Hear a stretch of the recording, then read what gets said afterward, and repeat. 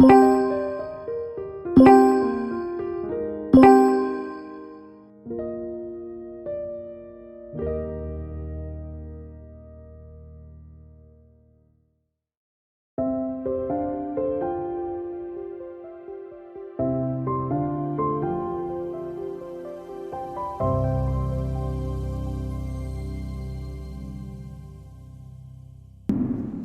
안녕하세요.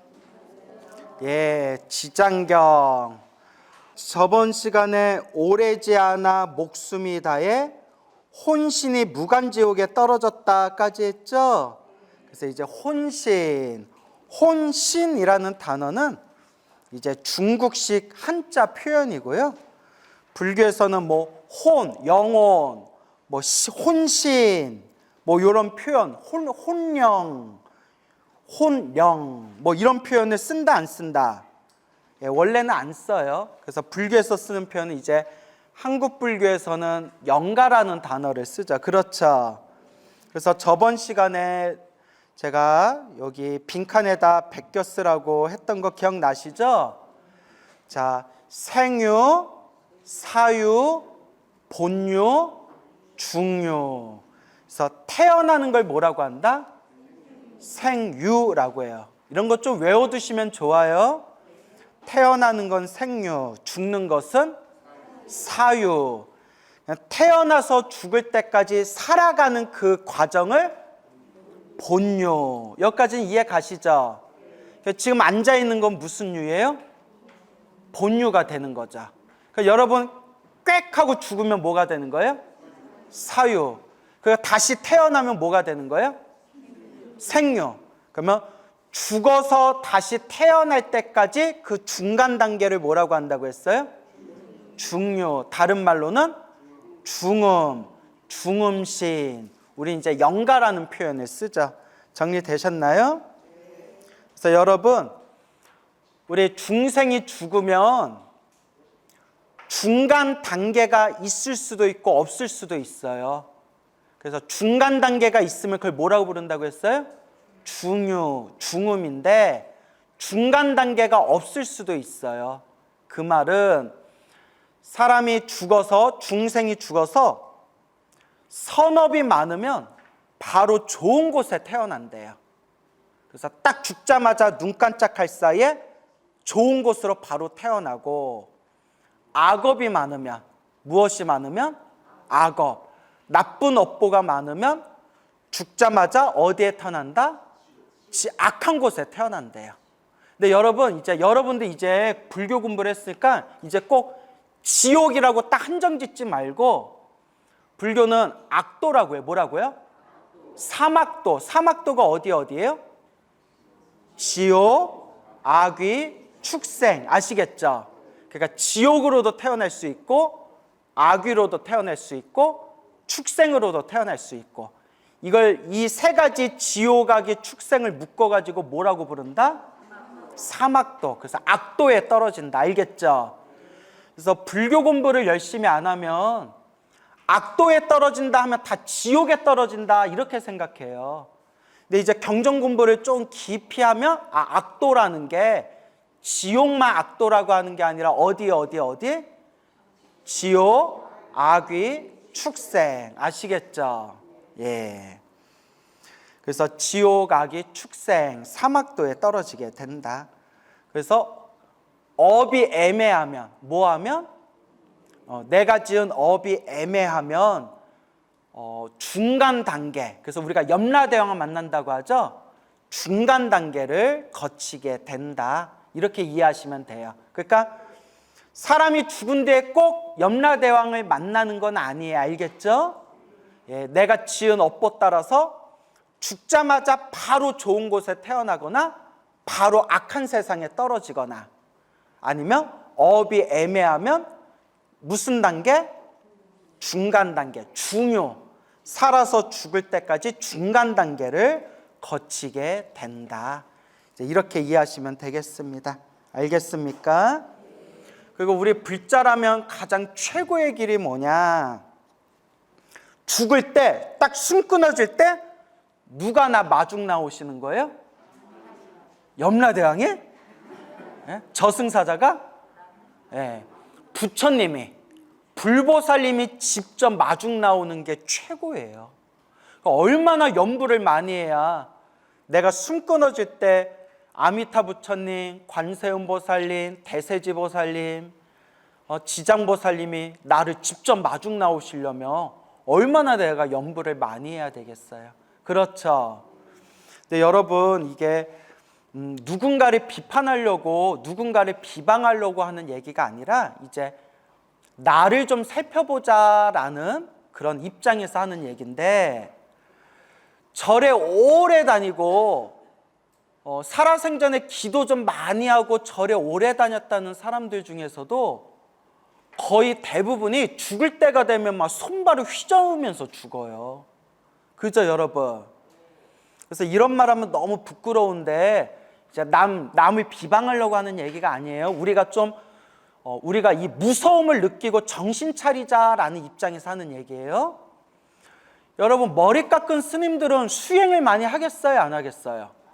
많이 하시겠죠. 그냥 많이 한다고 합시다. 머리 깎은 스님들이 수행을 많이 하고 경전 공부도 많이 하셨을 텐데, 돌아가실 때 보면 힘들게 안 좋게 돌아가시는 분들도 많아요. 무슨 말인지 알겠습니까? 절대 누구를 욕하려는 게 아니에요. 이거는 내 자신한테 하는 얘기기도 해요. 우리 큰 스님이라고 불렀던 분, 아니면 평생 절에서 사셨던 노스님들 중에서도 돌아가실 때 정신이 껌뻑 꺾여가지고 막 손발을 휘저으면서 헛소리 하다가 돌아가시는 분들도 있어요. 그래서 제가 이런 얘기를 왜 하느냐, 절에 좀 다녔다고 방심하면 된다, 안 된다? 예, 그거 말씀드리고 싶은 거예요. 알겠죠? 그거 얼마나 연부를 많이 해야 되겠어요. 그러니까 숨 끊어질 때에도 나무아미타불, 관세음보살, 지장보살 연부할 정도가 되려면 얼마나 연부를 많이 해야 되겠어요. 어느 큰 스님이 계셨는데 자세히 말할 수는 없어요. 근데 저는 이제 그분을 이제 반면교사로 많이 삼아요. 반면교사. 그러니까 그분의 모습을 비춰서 내가 이제 스승처럼 생각을 하는 거예요. 그러니까 그분이 우리들에게 큰 가르침을 주시고 가신 거예요. 그분이 어떤 가르침을 주고 가셨냐? 평생 그렇게 책을 많이 보시고 글도 많이 쓰시고 우리 한국 불교에서 최고 지식인 스님이라고 불렸던 분이에요. 그렇게 엄청 지식인 스님이라고 불렸던 엄청 그런 큰 스님이 계셨는데, 그분이 돌아가실 때 정신이 몇 번이나 깼다 꺼졌다 깼다 꺼졌다를 반복하면서 힘들게 이렇게 고생하다가 돌아가셨대요. 그러니까 이건 제가 절대 비방하려는 게 아니라 그걸 이제 우리가 반면교사, 스승으로 우리가 한번 생각해 보자는 거예요. 우리들에게 중요한 가르침을 주고 가신 스승이에요. 그러니까 어떤 가르침을 주셨냐? 머릿속에 든 지식 갖고 된다, 안 된다? 안 된다는 거예요. 무슨 말인지 알겠어요? 그렇게 책을 많이 보고 그렇게 글도 많이 쓰시고 우리나라 최고 지식인 스님으로 알려졌던 분인데도 돌아가실 때 그냥 의식이 그냥 꺼져버려가지고 당신이 그냥 엄청나게 고생하시다가 당신이 제일 아끼는 제자가 이렇게 옆에 앉아있을 때 그 제자한테 나같이 살지 말아라 간곡하게 부탁하고 가셨대요. 당신이 죽음에 코앞에 딱 닥치니까 이제 당신 살림살이가 다 나오는 거예요. 저는 이거 정말 무섭고 그분의 그 돌아가신 모습을 다 들으면서 우리에게 정말 큰 가르침을, 큰 울림을 주고 가신 거다. 이렇게 책만 읽고 머릿속에 지식이 가득한 것 같고는 죽음이 코앞에 닥쳐왔을 때 내 수행의 힘을 그 죽음 앞에서 제대로 발휘할 수 있다, 없다? 없다는 거예요. 그래서 제가 늘 얘기하는 게 죽으면서 정신이 또렷또렷하게 깨어있는 상태에서 죽으면서 뭐 할 정도는 돼야 된다? 염불할 정도는 돼야 된다. 말은 이렇게 하지만 쉽겠어요? 어렵겠어요? 어렵죠. 그러니까 지금 염불을 하셔라는 거예요. 지금 염불 하시라는 거예요. 내일 하다가 나중에 이제 몸에 힘 다 빠져가지고 자리에 누워서 염라대왕이 부를 날 기다리고 있을 때는 염불을 하려고 해도 잘 안 된대요. 어른들이 그러는데 그럴 때 잘 안 된대. 왜 안 될까요? 평소에, 맞아요. 습관이 안 들어가지고 몸에 힘이 빠지고 내 정신력이 무너진 상태에서 염불을 쥐어짜려고 하더라도 잘 안 되더래요. 지금 마음 같아서는 될 것 같죠? 저도 지금 마음 같아서는 죽음이 코앞에 닥쳐왔을 때 어이구 나 죽으려나 보다.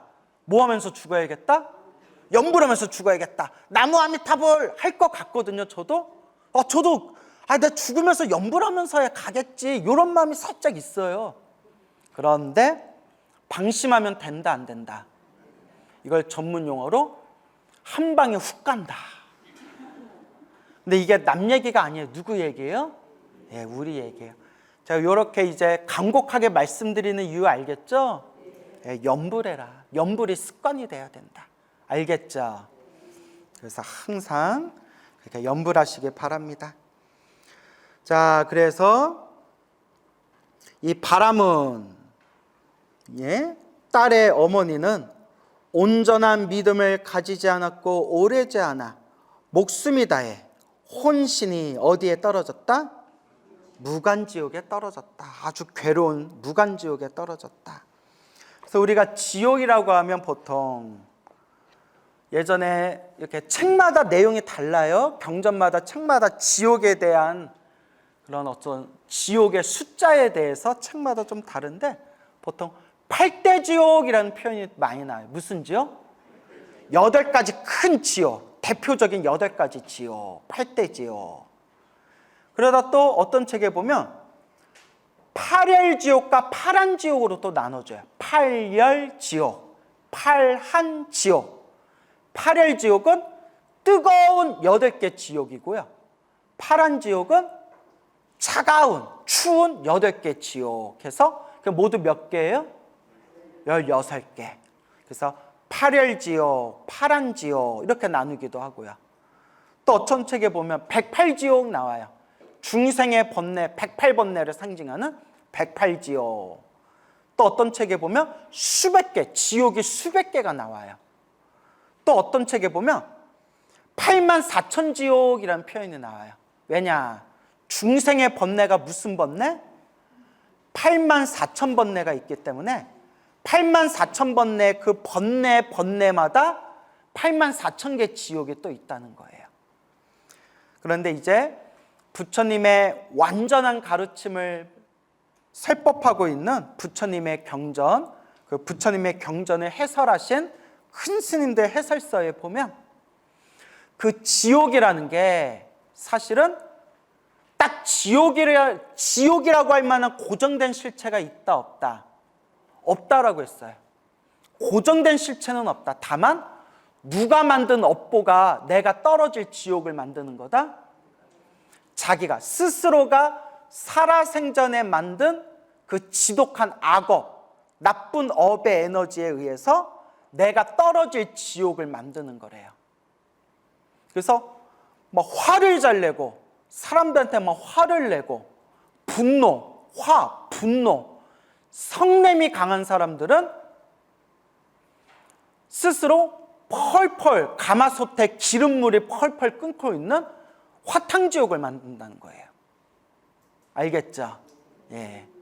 또 입으로 나쁜 업을 많이 지은 사람은 스스로 요 혓바닥, 요 혀를 길게 뽑아가지고 요 혓바닥으로 쟁기질을 하는 그런 혓바닥 지옥에 떨어지는 그런 업을 스스로 만든다는 거예요. 성격이 날카롭고 뾰족뾰족해서 사람들을 칼로 찌르고 베듯이 사람들을 괴롭혔던 사람들은 무슨 지옥을 만들어내는 거예요? 그렇죠. 칼산지옥을 만들어내는 거예요.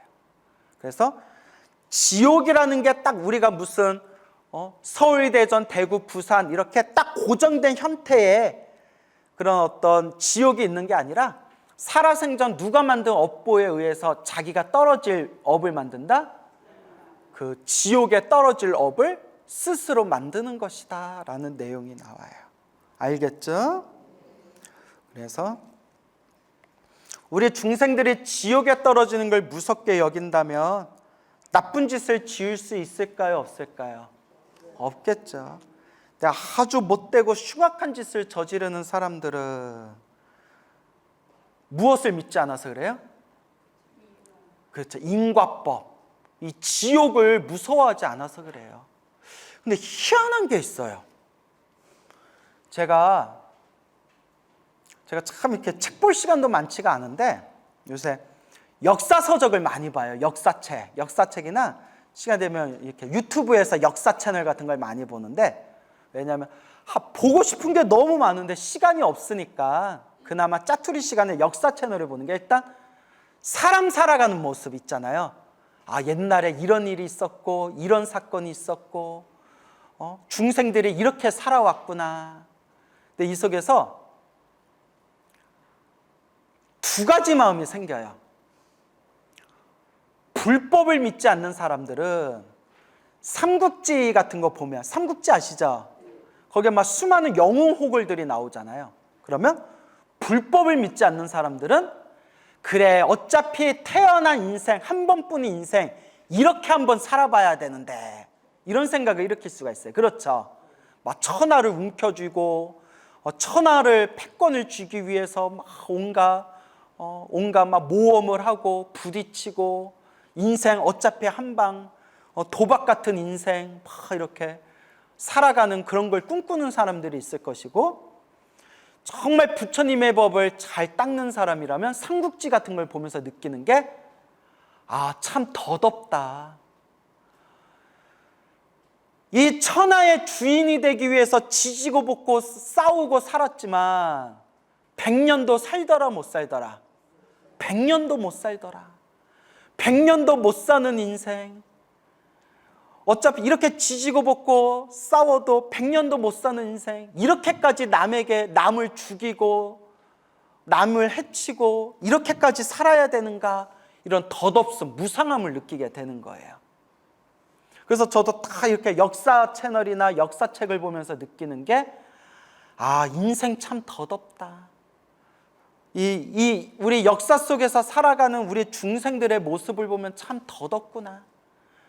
그래도 내가 이번 생 복이 많아가지고 부처님 법을 만났으니 이번 생에 좀 열심히 연불해서 이 사바세계를 좀 벗어나야 되겠구나. 이제 이런 생각이 일어나게 되는 거예요.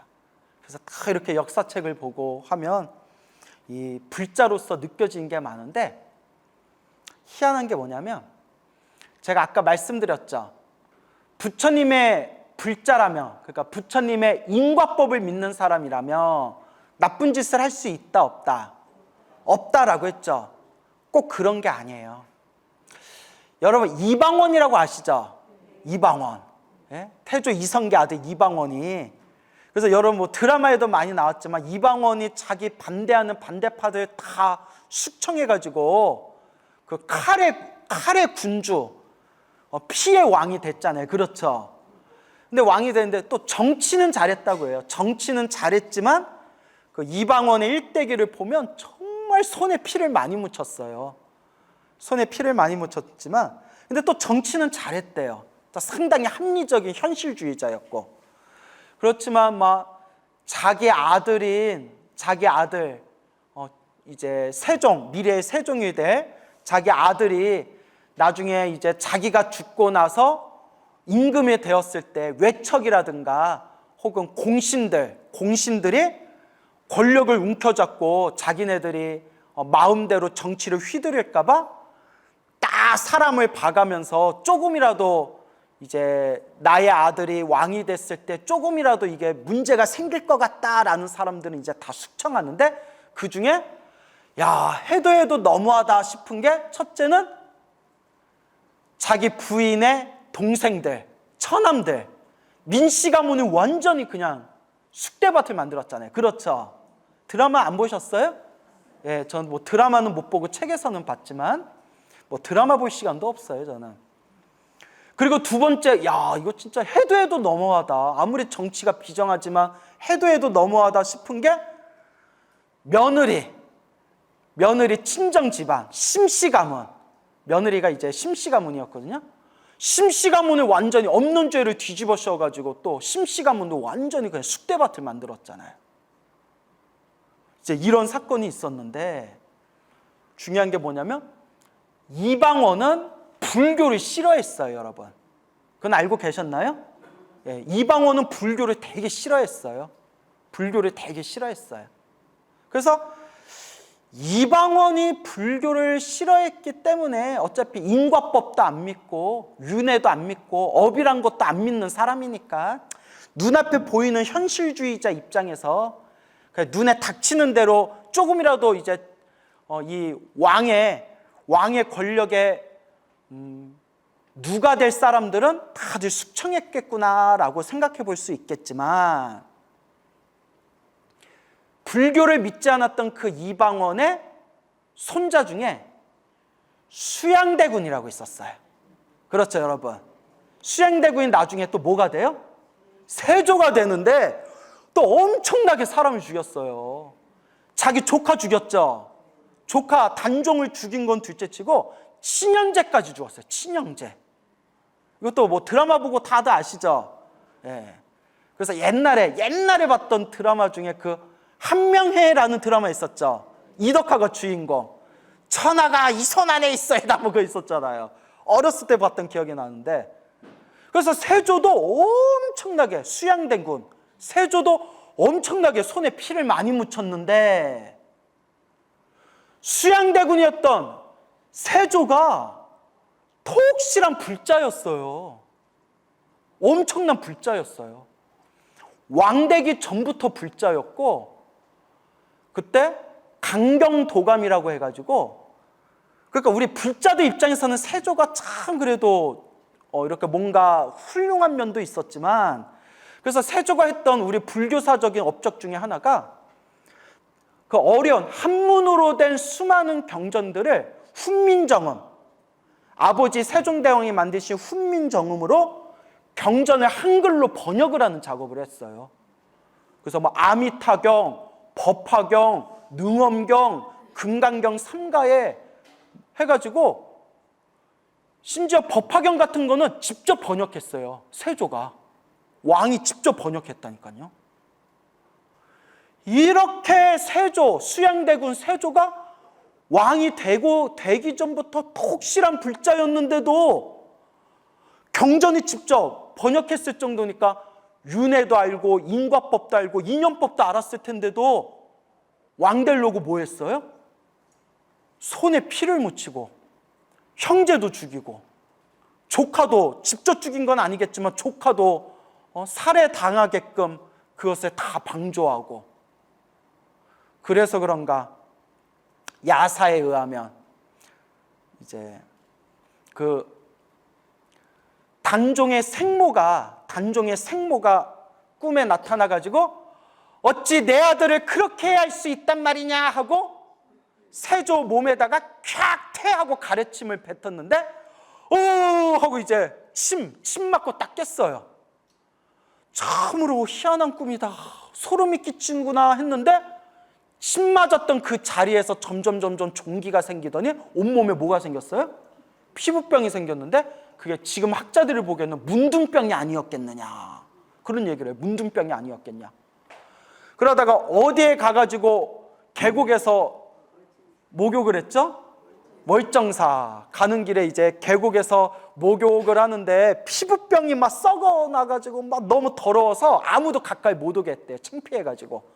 근데 그 시원한 계곡물에서 이제 목욕하면서 아우 누가 내 등 좀 밀어줬으면 좋겠다. 근데 저기서 애가 놀고 있어요. 이 얘기 다 아시죠? 그래서 애한테 와서 동자야 나 등 좀 밀어다오. 애기가 예 밀어드릴게요 하고 이제 등을 밀어줬는데 이제 자기 몸에 피부병이 너무 심하고 창피하니까 동자야 어디 가서 임금님 등짝 밀어줬다고 절대 얘기하지 말아라 하니까 그 동자가 까르르 웃으면서 숲으로 이제 가면서 뭐라고 했다고 하죠? 임금님 어디 가서 문수보살이 등 밀어줬다는 얘기 하지 마서 이러면서 싹 사라지니까 깜짝 놀래가지고 그 동자를 아무리 찾아도 있더라 없더라, 찾을 수가 없더라. 그래서 그 동자, 자기 등짝을 밀어줬던 동자의 얼굴을 화공을 시켜서 그냥 똑같이 그린 뒤에 이제 불상을 만들었으니 그게 바로 무슨 보살상이죠? 예, 문수보살, 문수동자상이 된다. 그리고 그때 문수보살이 등을 밀어주면서 목욕시켜준 그 인연으로, 그 공덕으로 이제 몸에 피부병이 이렇게 사라졌다, 뭐 이런 야사 같은 전설이 전해지고 있어요. 다들 알고 계시죠? 근데 엄청나게 그렇게 이제 몸이 아파서 고생했다는 거예요. 그리고 심지어 이거는 정사, 실록에 나오는 건데 가장 아꼈던 사랑하던 아들이 갑자기 숨이 끊겨서 하루아침에 급사를 해가지고 피눈물을 흘리면서 통곡을 했다라는 내용이 나와요. 그래서 우리가 흔히 하는 얘기, 남의 눈에 눈물 나게 하면 내 눈에 뭐가 난다? 피눈물 난다. 참 무섭죠. 근데 저는 이게 역사책을 보면서 이방원이야 원래 불교 신자가 아니었으니까 저렇게 정치에 권력을 잡으려고 손에 피를 많이 묻혔나 보구나 했지만, 한편으로 또 정작 누구는 독실한 불자였던 수양대군, 이 세조 임금은 그렇게 독실한 불자였는데도 그 권력을 잡기 위해서 손에 수많은 피를 묻혔다는 게 정말 아이러니하다. 정말 그 스님된 입장에서는 이해가 안 된다 라는 생각이 듭니다. 참 많은 걸 생각하게 해요. 그렇죠. 그러니까 우리 불자님들도 똑같아요. 우리 불자님들도 남 얘기 아니라 우리 얘기예요. 절에 30년 50년 그렇게 절에 오래오래 다니고 부처님께 기도하고 부처님께 공양 올리고 해도 자기네들끼리 큰 절 안에서 막 파벌 싸움도 나고 네 편 내 편 나누고, 내 마음에 들지 않으면 주지스님은 주지스님 말도 막 무시하고, 막 그런 별의별 일들이 다 일어나잖아요. 평생 그렇게 절에 다니신 분들도. 그래서 제가 누구를 욕하려는 게 아니라 누구를 바라봅시다? 부처님을 바라봅시다. 부처님이 뭔 죄가 있다고 부처님을 봐요. 누구를 바라봅시다? 자신을 바라봅시다. 알겠죠? 남 얘기하려는 게 아니라 자기를 바라보자는 거야. 참 희한해요. 세조가 그렇게 독실한 불자였는데, 그러니까 불교 공부를 제대로 한 사람이라면 권력도 꿈과 같고 환상과 같고 이 세상의 부귀영화도 한바탕 꿈과 같으니 나는 정치니 권력이니 관심 없다. 나는 부처님 가르침 열심히 공부하고 내 이 부처님의 소중한 가르침을 우리 백성들에게 전하겠다. 널리 부처님의 가르침을 전하겠다. 뭔가 좀 이런 마음을 낼 것 같은데, 이대로 두면 이 나라의 권력이 김종서 패거리대에게 넘어가게 될 것이요, 대군 가만히 보고만 있을 것이요, 뭐 이러면서 살생부를 딱 만들어가지고 그 김종서 머리를 내리쳐서 죽이고 김종서 가문을 완전히 무너뜨린데, 근데 또 야사에 의하면 김종서의 살아남은 아들이랑 그리고 그 세조의 딸이랑 이제 결혼해가지고 그 눈을 피해서 멀리 도망가서 둘이서 살았다. 또 이런 야사가 있어요. 들어본 적 있나요? 예, 그런 야사가 있어요. 드라마에서도 나왔죠. 보지는 않았는데 김종서 이제 아들인가, 아들 맞나요? 손자인가요? 아들인가요? 하여튼 김종서 아들이랑 그래서 이제 세조의 딸이랑 서로 절에서 눈 맞아가지고 서로 둘이 같이 이제 살게 되었다. 이런 야사가 또 전해지고 있어요. 그래서 이런 거 보면 참 우리 중생의 업이 무섭구나. 그렇다고 세조가 딱히 정치를 잘한 것도 아니래요. 이렇게 물론 보는 관점이 다르겠지만 수양대군이 임금이 되는데 엄청나게 절대적인 도움을 줬던 그 공신들이 부정부패와 온갖 권력을 가지고 나라를 어지럽혀도 나를 왕으로 만들어준 그런 공신들이라고 해서 그것도 다 부정부패도 눈 감아주고 막 그랬다라는 내용이 있더라고요. 그래서 참 어렵습니다. 그래서 이런 것들을 통해서 머리로만 이해하는 거는 중요한 게 아니다. 머리로만 이해하면 우리 수양대군 세조 임금님이 우리보다 불교를 더 많이 알았겠죠. 예? 그래서 세종대왕, 아버지였던 세종대왕이 선비들한테 부처님 불교 경전의 훈민정음 한글로 번역 좀 해라 시키면 선비들이 싫어하는 거예요. 유생들이. 이 나라는 공맹의 나라고 성리학의 나라인데 어찌하여 이렇게 불교를 삿된 가르침이라고 했잖아요. 삿된 가르침을 번역하는 일을 우리는 못합니다 막 이러니까 이제 믿고 맡길 만한 사람이 누구예요? 아들들이잖아요. 그래서 이제 아들들한테 그리고 총명했던 수양대군한테 자, 부처님 경전을 한글로 좀 번역해봐라. 그래서 그 번역을 했던 그 에피소드 이야기들을 찾아보면 밤마다 문종 있죠. 문종. 세종의 마다들 문종과 함께 밤마다 촛불을 켜놓고 밤새도록 부처님의 경전에 대해서 토론하면서 한 문장 이걸 어떻게 해석할까? 이렇게 해석할까? 저렇게 해석할까? 요 단어는 한글로 뭐라고 번역하면 좋을까? 그걸 몇 달, 몇 년 동안 끊임없이 토론하면서 그러니까 부처님 경전을 한글로 번역했대요. 그러니까 수양대군이 얼마나 대단해요. 얼마나 독실한 불자예요. 하지만 결국 무엇에 넘어가서? 자신의 욕망에 넘어가서. 그래서 이제 역사는 자기들이 바라보는 입장 따라서 달라지잖아요. 그래서 세조 임금, 수양대군 세조 임금을 옹호하는 쪽은 그때 수양대군 세조가 왕권을 잡지 않았으면 그 공신들에 의해서 나라가 휘둘려졌을 것이다. 이렇게 얘기하는 사람도 있고 또 전혀 그 반대로 아니다. 전혀 아니었다. 오히려 수양대군이었던 세조가 이제 왕이 되면서 공신들, 자기를 왕으로 만들어준 공신들이 온갖 부정부패와 패단을 저질렀는데도 오히려 그것을 눈감아주고 오히려 왕권이 실추되었다. 또 이렇게 보는 관점도 있더라고요. 그래서 제가 얘기하고 싶은 거는 그래서 제가 요새 역사책을 많이 본다고 했잖아요. 그래서 이제 깊이는 못 보고 이런 일이 있었구나 이렇게 보다 보면 참 중생들 살아가는 모습이 참 우울하다라는 생각이 들더라고요. 뭐하다? 우울하다. 그놈의 부귀영화가 무엇이길래 아비가 아들을 죽이고 아들이 아버지 뒤통수를 치고 친형제끼리 칼을 들고 서로 사륙하고 어제의 동지가 오늘의 적이 되고 막 이런 모습들을 보면서 중생들 살아가는 모습이 너무나 우울하구나. 우울할 땐 또 뭐가 땡겨요? 울면. 짜증날 때는 짜장면. 짬짜라 짬짜 짬뽕 이렇게. 그래서 참 우리 중생 삶이 덧없어요. 그렇죠?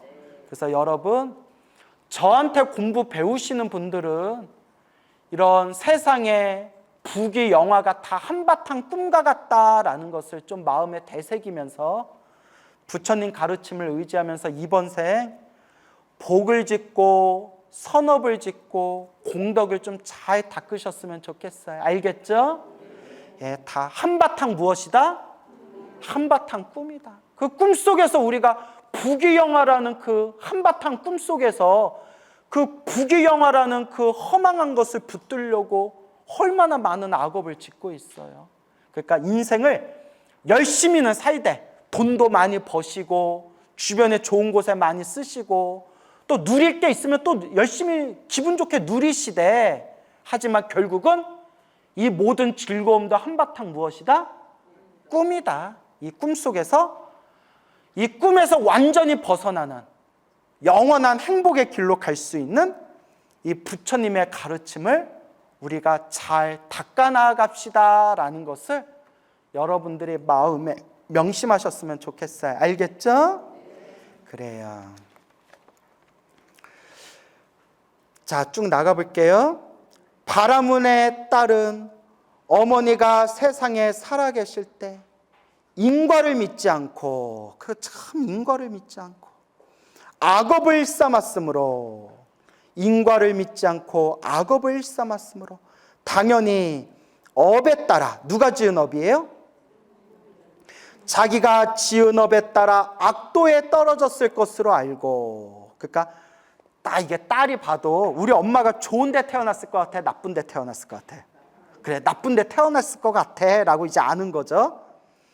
집을 팔아. 뭐까지 팔았어요? 집까지 팔았어요. 네? 집이 많나 봐. 집을 팔아 좋은 향과 꽃 등의 공약물을 구입하여. 그러니까 우리가 부처님께 공양 올릴 때 향화청이라고 해요. 뭐라고 해요? 향화청. 청은 청하옵니다. 무엇으로 청하옵니다? 향화잖아요. 따라해 보세요. 향과 꽃으로. 예. 향과 꽃으로 청하옵니다. 그게 향화청이에요. 향과 꽃으로 청하옵니다. 향화청. 불교에서 부처님께 공양 올릴 때 향과 꽃으로 공약물을 구입하여. 근데 여기서 향이 무슨 향이라고 돼 있어요? 좋은 향. 그래서 요새 우리 한국 불교의 문제가 뭐냐면 옛날에 올렸던 향은 정말 천연 재료로 만든 소위 말하는 유기농. 무슨 농? 유기농. 유기농 천연 재료로 만든 고급 향이었어요. 아무리 피워도 몸에 해가 안 가요. 오히려 머리가 맑아지고. 예? 그런데 지금 우리가 쓰고 있는 좀 값싼 싸구려 향들은 다 무슨 향이에요? 화학 제품으로 만든 화학 향이에요. 화학 제품으로 만든 이 싸구려 향은 오래 피고 자주 냄새 맡으면 어떻게 된다? 폐가 상한대요. 그래서 이게 맞는 얘기인지는 모르겠는데 신성일 씨가 폐암 걸린 거 아셨죠? 몇 년 전에 세상 떠나셨잖아요. 그래서 저는 제가 본 건 아니고 인터넷에서 봤는데 신성일 씨가 무슨 아침 프로그램에 나와서 자기가 폐암 걸린 게 어머니 돌아가시고 난 뒤에 어머니 영정사진을 방에다 모시고 시간 날 때마다 어머니 사진에다 향을 피웠더니 너무 향 냄새를 많이 맡아서 폐가 나빠져서 폐암 걸린 것 같다, 뭐 이런 얘기를 했더래요. 근데 뭐 꼭 과학적 근거가 있는 얘기는 아니겠지만 그런 싸구려 향은 어디에 안 좋다? 몸에 안 좋아요. 근데 우리 불자님들 보면 좀 되게 서운한 게 뭐냐면 스님들이 이렇게 법당에 들어가서 기도하려고 보통 한 번 기도하면 1시간, 2시간 이렇게 기도하잖아요. 스님이 앞에서 기도하고 있는데 계속 향을 막 3개, 5개, 10개씩 계속 향을 피워요. 그래서 옛날 스님들 중에서는 기도하다가 이렇게 기관지 상하신 스님들이 많아요. 이런 거 보면 불자님들 되게 이기적인 거예요. 스님들이 막 이렇게 강의하고 법문하고 이렇게 목탁치고 기도하고 있으면 스님이 나간 뒤에 향을 피우든가, 스님이 딱 기도하고 있는데 앞에다 향 피우고, 꺼질만 하면 또 향 피우고, 꺼질만 하면 또 향 피우고. 그러니까 기도하는 스님은 죽든지 말든지 나는 내 향 피겠다. 이러면 돼요, 안 돼요? 그래서 이제 언젠가부터 이제 우리 법당에서 향 못 피우게 하죠. 그게 맞아요. 한두 개도 아니고 신도들이 다 향 피우다 보면 건강에 많이 안 좋아요. 아시겠죠? 예, 그래서 여기서 좋은 향이라고 나오죠. 무슨 향? 좋은 향. 향과 무엇으로? 꽃으로. 향과 꽃으로 청하옵니다. 무슨 청? 향화청. 집을 팔아 좋은 향과 꽃 등의 공약물을 구입하여 각 화, 정, 자재왕, 열애의 탑이 있는 절에 가서 크게 공양을 올렸느니라. 앞에 보면 각화, 정, 자재왕, 열애가 열반에 드셨다라고 나오죠. 각화, 정, 자재왕, 열애가 열반에 드셨으니 무슨 탑이 있는 절에 가서? 아니 각화, 정, 자재왕, 열애 탑인데 무슨 탑? 사리탑. 부처님 열반에 드셔서 다비하면 뭐가 나와요? 사리가 나오고 그 사리를 어떻게 해요? 탑을 세워서 모시잖아요. 그러니까 각화정 자재왕 열애에 무슨 탑이 있는 절에 가서? 사리탑. 이제 아시겠죠? 사리탑이 있는 절에 가서 크게 공양을 올렸느니라. 이게 여러분 천도제의 원형이에요. 뭐예요? 천도제의 원형. 부처님 도량에 가서 부처님을 간절하게 생각하면서 향과 꽃 등의 여러 공약물을 정성껏 올려서 공덕을 짓는 거. 이게 천도제의 원형이 되는 겁니다. 아시겠죠?